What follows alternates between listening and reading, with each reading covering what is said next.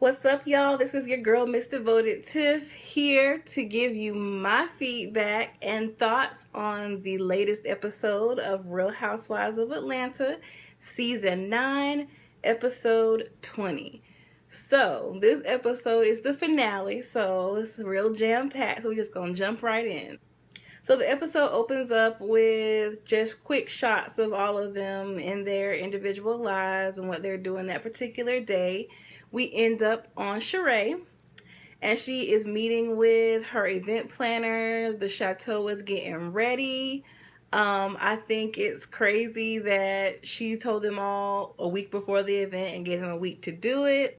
The only part I think is really funny on that scene is for her signature cocktails, she gave them all names from the different shade people threw her on how long it took her to get her house ready, like Neverland, which is what Nene called it, and Chateau She Can't Pay, which is what Kenya called it. So yeah, that was funny.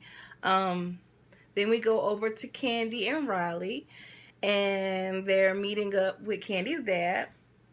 And Riley is not here for it. I had mixed feelings with this scene because obviously she don't want to get her hopes up. She don't want to feel like she has to get all excited because you finally want to spend time with me. But at the same time, like if he is trying, at the same time if he is wanting to try now, she definitely should at least try to have a conversation with him. Maybe just not expect anything more, but hey, if you're going to try to talk to me, I guess, and we'll see what happens. I will have to give Candy credit, though, because she wasn't, like, gassing her up to not want to talk to him. She was saying, you know, don't just give him 3 words. Don't just be in your phone. Like, she was trying to help her. I think because Candy realizes down the road, Riley will appreciate the fact that she has a relationship with her dad. And of course, that was not ever what Candy planned on, is for her not to have a relationship with her dad. So since he's claiming he's trying now, she's trying to, you know, get him, encourage Riley to be open to it. So he shows up, he is chatting. Riley don't even say 3 words. She says nothing. She's in her phone. She's looking down. She's drinking. She's looking at her mom, like total shutdown, total wall. I'm like, Riley must be a Scorpio because she ain't giving him nothing. Like how Quad say, I don't have nothing for you. That was Riley. Candy tried to get her to go to the bathroom. Riley was like, I'm going with you. Like she was holding on to her, pleading her to stay. I'm like, oh my gosh. But she finally started chatting with him very minutely.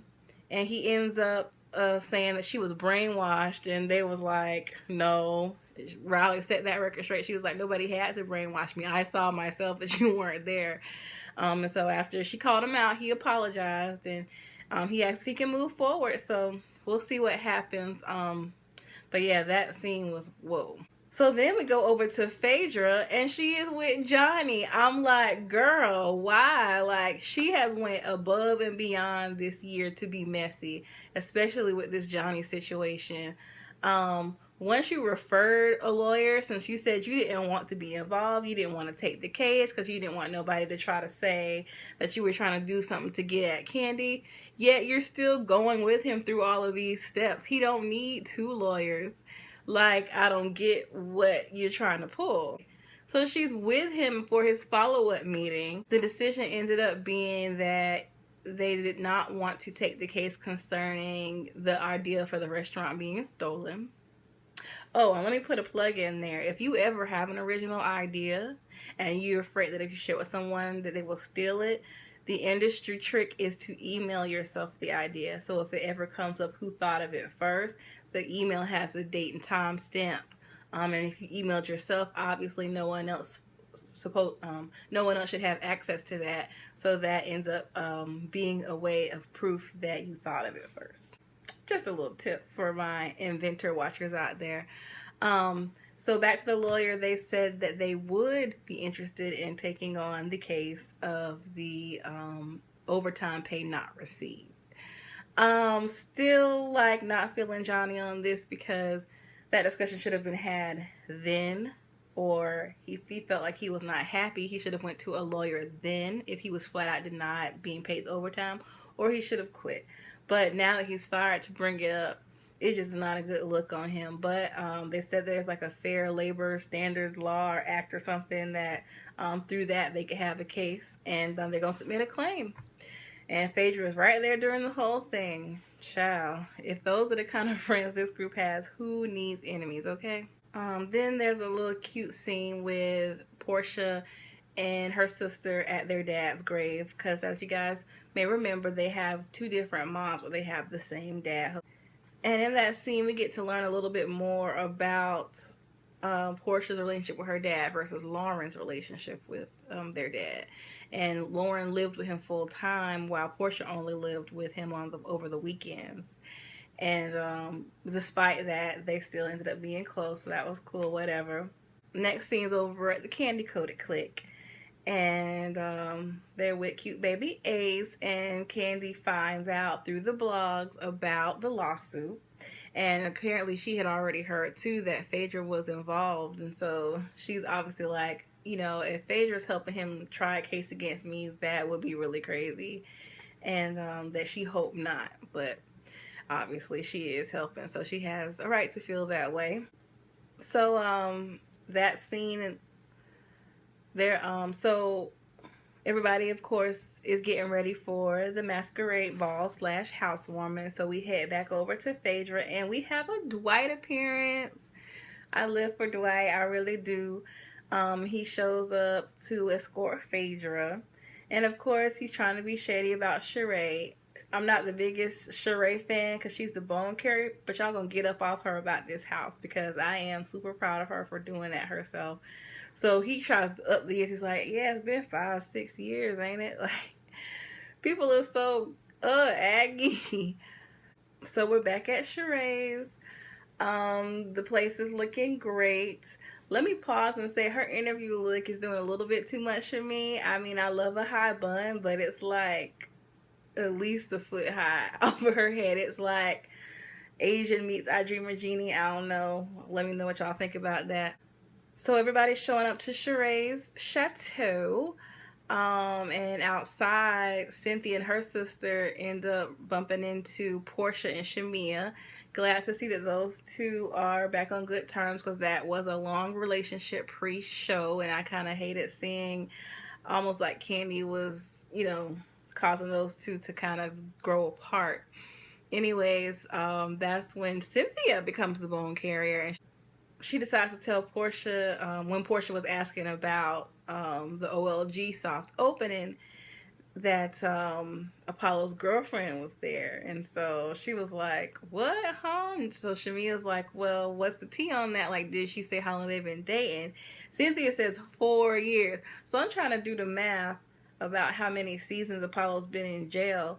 And I'm pretty sure it hasn't been 4 years. So definitely we can confirm that Apollo was cheating on Phaedra with this woman before he went in. Not a big surprise, since we have now found Apollo to be a liar on several occasions.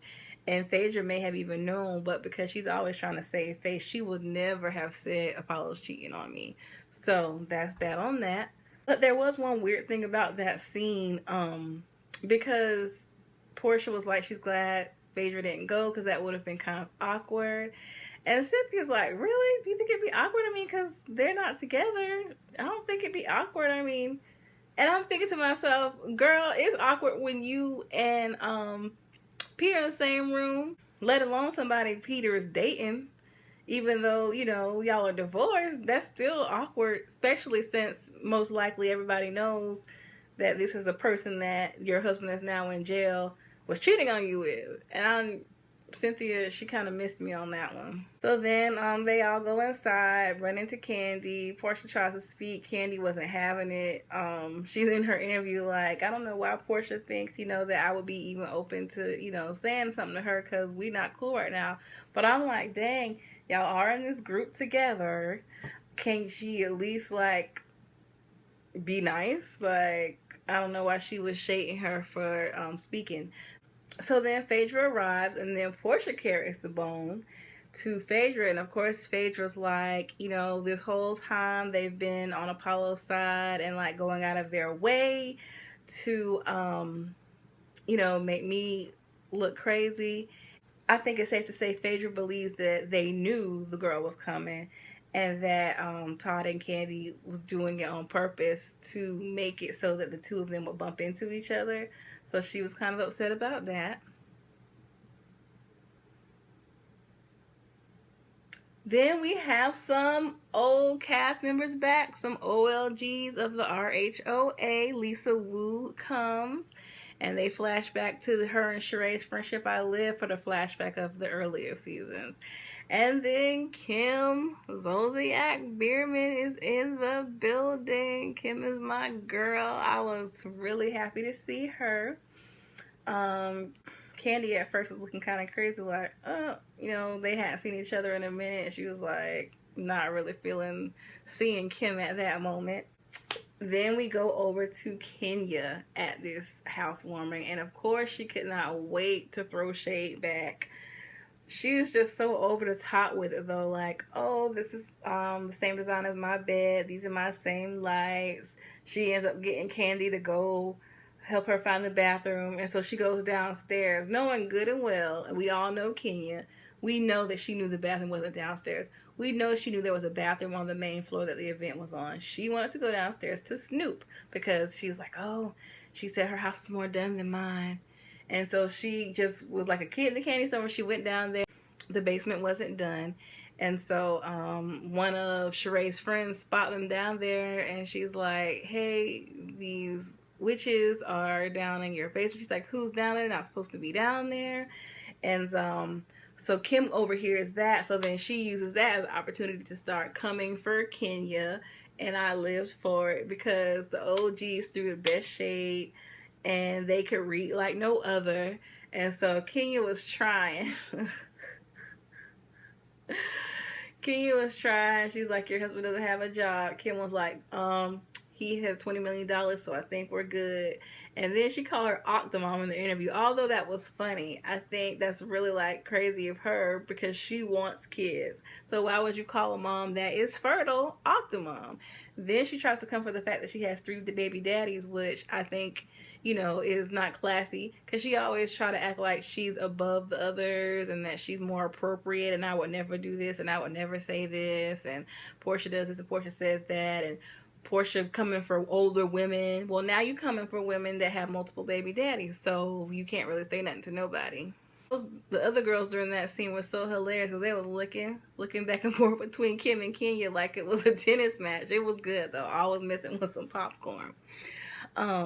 And the girls was kind of telling Kenya to calm down, like, why you trying to like be shady at the girls' housewarming? And Kenya was like, well, when Sheree was coming for me at my housewarming, everybody was, not tripping, but now I'm coming for her and everybody wants that like it's a problem. It's such hypocrisy. Pause. I don't feel like it's hypocrisy at all. I feel like if you would have never, think back to the very first episode Sheree filmed, think back to the very first scene Sheree filmed. Kenya came out the gate coming for her. Her first thing after she introduced herself, oh yeah, we're neighbors.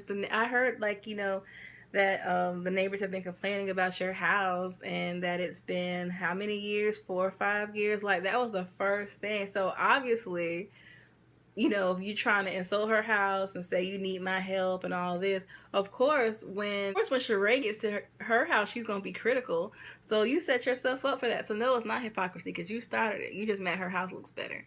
And as far as her saying that Sheree's house is less done than hers, that's a lie. First of all, Sheree's house is way bigger. So even if it looks like yours is more done, she had more house to have done. So you still don't have no argument. So Peter and Cynthia have this little awkward scene where she's basically like, I'm gonna make Peter be friends with me. We keep running into each other. And she says, that she wants to be friends, and she tries to give him a hug. I think Peter's still struggling with missing her, so he's not trying to be around her, all up on her like that. So the night wraps up with Phaedra and Candy basically confronting each other off to the side. Candy kind of comes clean with saying that the girl was there. She actually apologized to her, saying, you know, it made her uncomfortable. She didn't know the girl was going to be there. That, you know, Todd and Apollo were still friends, and that's how she was there. So that was kind of sort of squashed. And then Candy is like, speaking of, you know, uncomfortable situations. And so then she asks her about if she's helping Johnny. And Phaedra being Phaedra, never wanting to really admit when she's being messy, she says, oh, I can't divulge. You know, whenever someone comes and talks to me, I can't divulge about it. But clearly that's not true, because when Candy's mama came and talked to her, she talked to her about it and told her about it. And anytime anybody else has came that was part of the cast or that was part of filming, she's always shared when this person or that person stopped by the office. Now all of a sudden she can't divulge. Okay, girl. And she's like, well, I ain't getting no money off of it. Well, if you ain't getting no money off of it, then why are you even involved? So Candy can see straight through it. She wasn't there for it, and she kind of just kept it moving. And that was pretty much that. You know, Sheree thanked everybody for coming, and she reminded everybody, I did this myself. And then they did the recap of where everybody is in life now, and that was the episode.